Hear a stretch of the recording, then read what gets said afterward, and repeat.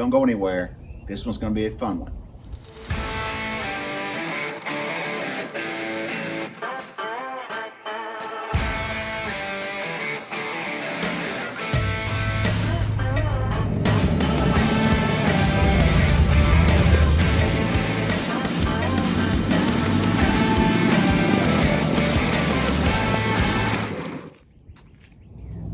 Let me tell you about the old truck. And I tell you, I love this truck, but I think Indy loves it better than I do. Indy and I are in this truck every single day. Coffee, donuts, hot rod parts. Whatever it takes, this guy right here will go get it for us.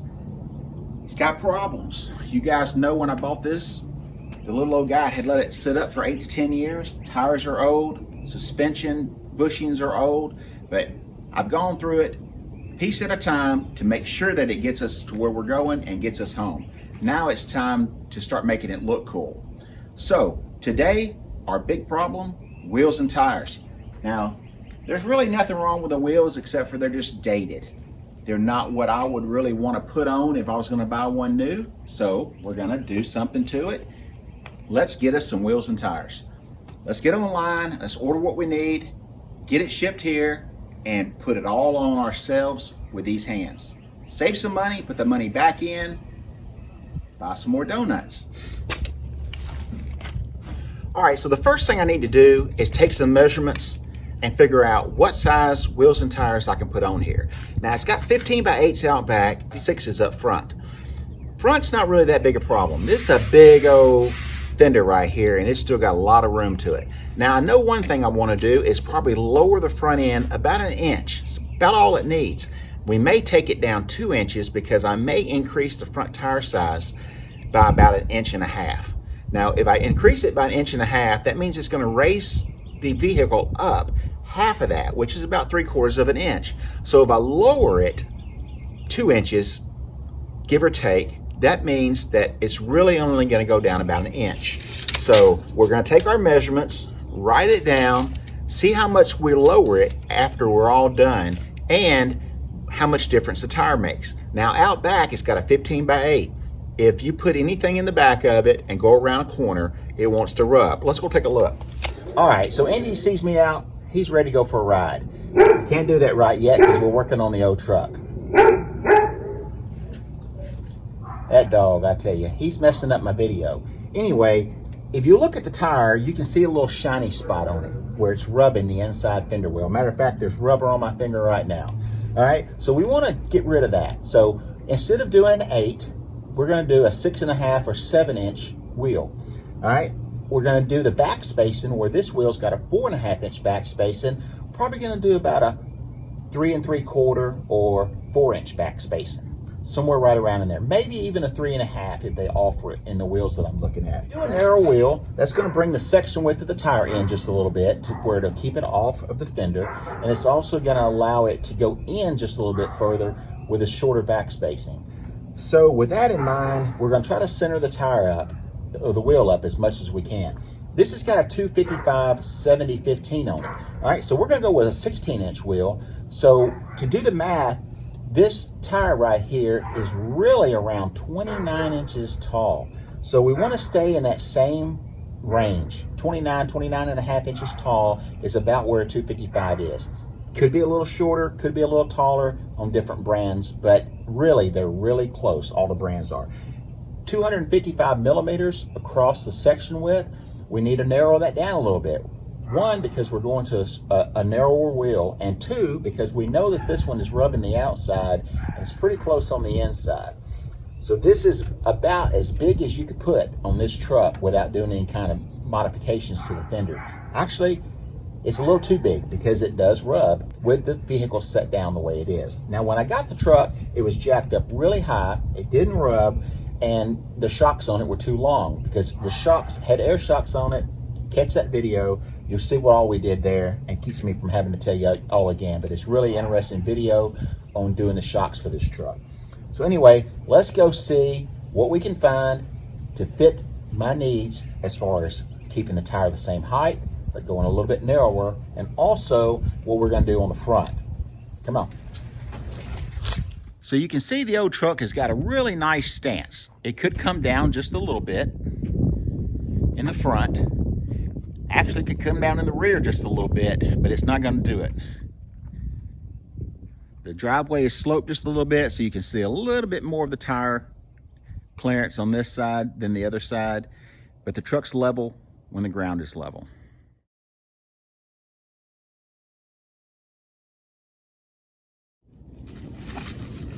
I'll tell you what, with this internet thingy, things happen quick around here. 1 minute you're thinking about ordering tires, you order tires, and then poof, 2 minutes later, they're right here in front of you, and we got wheels. But hey, all kidding aside, it only took a couple of days to order these tires and get them here. All right, the wheels, actually I already had the wheels. They're already powder coated. I'm gonna show you these up close because they're probably not showing up right now on the camera, but I think they're gonna work good. I've got 3 sets of these. I've got some Washington blue ones. I've got these burgundy, dark, oxblood red type wheels, and I've got some black ones. And I've also got some wire wheels that I almost put on here, but I decided we're gonna try these first. 15s up front, 16s in the back, 16 by 7s, 15 by 5.5s. All right, let me show you the tires. What I ended up choosing is 155 SR 15s for the front and 235 70 16s for the rear. That's 20 millimeters narrower, exactly the same height, but a 16-inch diameter. Now with that, the tire sidewalls are bigger, or actually the tire sidewalls are a little bit smaller than what's on here, but not that low profile stuff that you'd expect nowadays. Not into that. We got to have some sidewalls, especially out back. I like them steamrolling down the road, so it's going to look good. Let me quit over talking it and let's get to work. All right, the first problem I see is that the front tires have got a white wall on them. The rear tires have got white letters. So we're going to do something about that that's not going to break the bank. One thing is they're going to be stuck on the inside, but besides that, we're going to do something. Now you can kind of see how pretty the wheels are. They've never been mounted, but they're wheel Ventiques. I've got hubcaps for them to go over the center. I think they're going to look really, really good. We've just got to put these things on and make it happen. All right, not to bore you with all the silly details, but we're going to mount these things by hand. And we're going to get rid of the chrome sleeve that's on the valve stem. Mount it black. All right. Basically, you're just going to take the valve stem. You can get these down the street at AutoZone, Napa, O'Reilly's. Not put any favorites right here. They've all got valve stems. We'll go over this with a little bit more detail shortly. Just want to show you guys how simple it is to do your own tires at home. All right, you can do this with a pair of pliers. Right here, I've got a valve stem insertion tool. What I'm going to do is I'm going to protect the wheel with my sleeve.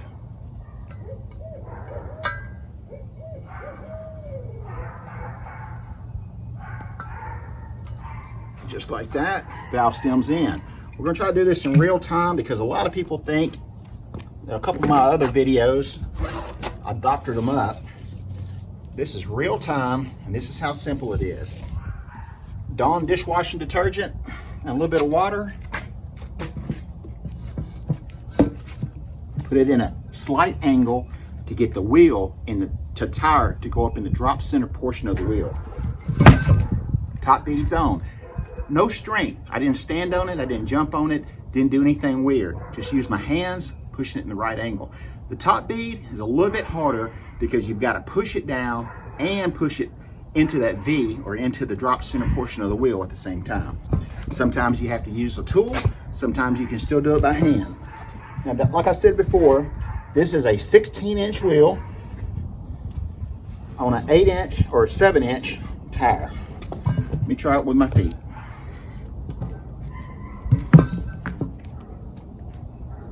And basically, I'm just going to walk it on.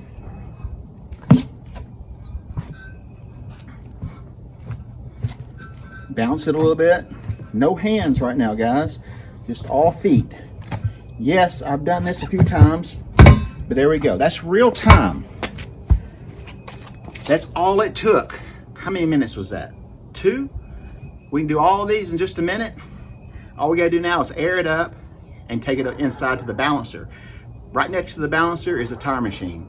It would take me longer to get this thing through the shop, set up on the tire machine and mount it than it just did right then. And I feel good, all right? A lot of you guys may think it's stupid, but right there, I saved $20 and nobody messed up my wheel. That's important to me, all right? $20 and not to mess up my wheel. Now, if you don't have a balancer at home, there's a thing called balance beads. Rip open the package, pour it in the wheel right now, then air it up. Now you can air this up by hand, you can air it up with your plain old compressor, or you can run it down the street and put a quarter in the machine and air it up. That's all it takes. Let's get these other ones mounted.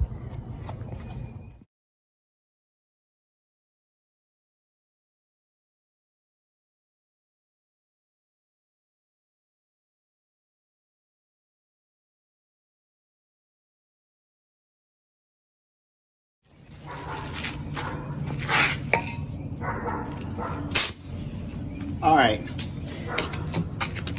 One thing I love the most in one of my tire videos that went viral on YouTube is the guys saying that I put a 16-inch tire on a 15-inch wheel. That's the reason that it worked.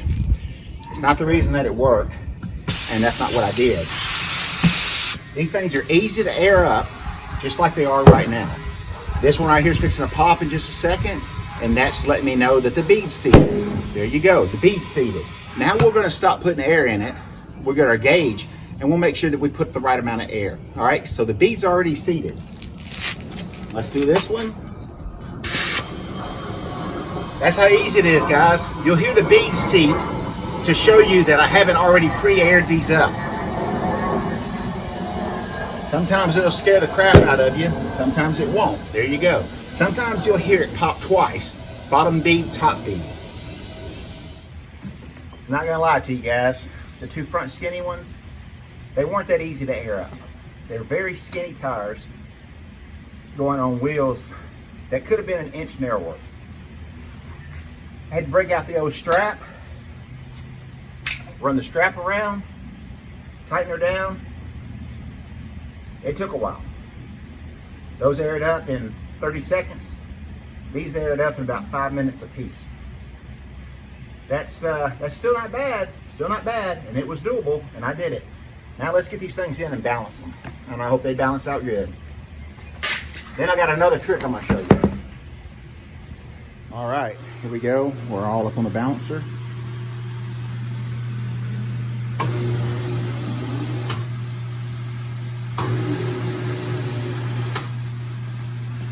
One ounce, not too bad. All right, once again, I always put the weights just on one side of my custom wheels. There it is. And what I ended up doing is I put a 3/4 ounce weight on it instead of a 1 ounce weight, just to trick it, because sometimes it don't take that much. And there we go. The outside of the wheel has no weights on it, so it stays looking cool. All right, let's get this big boy balanced.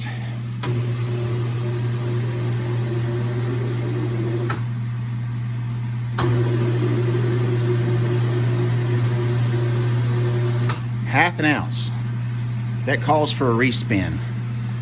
And that's a half an ounce. That's not much, guys.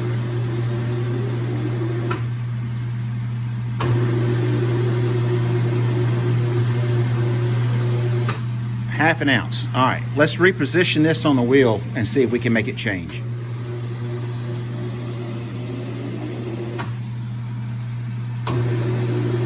All right, half an ounce it is. So the reason I want to do a recheck is that's how big a half an ounce is, all right? And you got to hold that with your thumb while you drive that on there.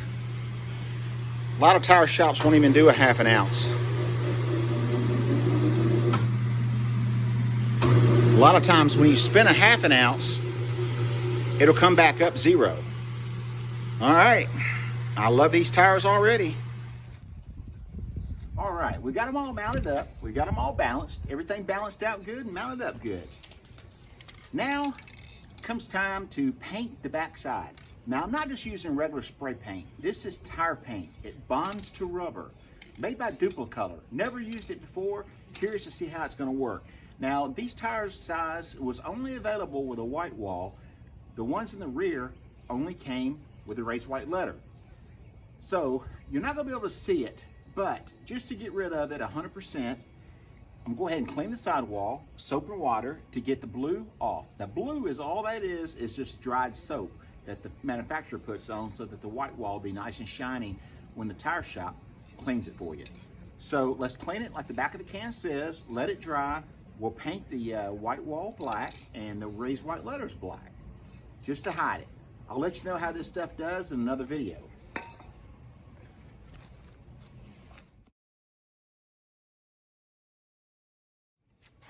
All right, so the back of the can says we got to shake it up really good.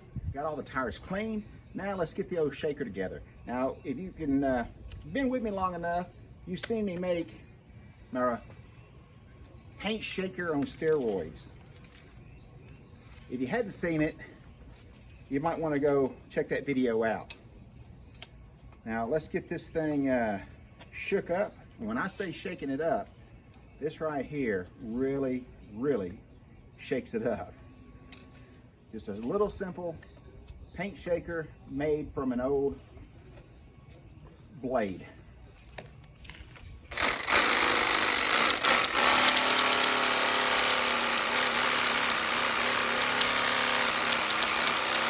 You ever get it, don't you? All right, let's get these things painted up.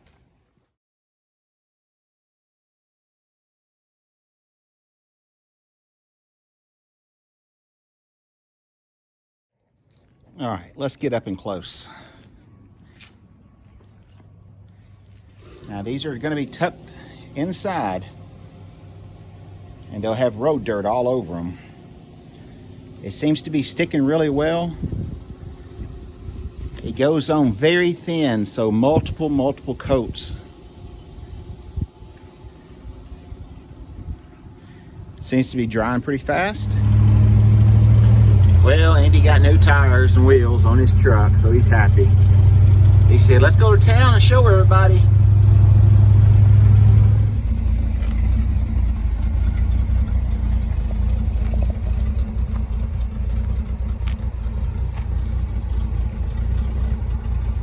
Andy picked him out a set of wheels. You just saw me put them on, and there they are on the truck. Taking the old polished wheels off and throwing on some painted wheels really made the truck look different. Let me know what you think. If you're through watching, get out in the garage and build something. See you guys in the next episode. Spanky and Andy are gone.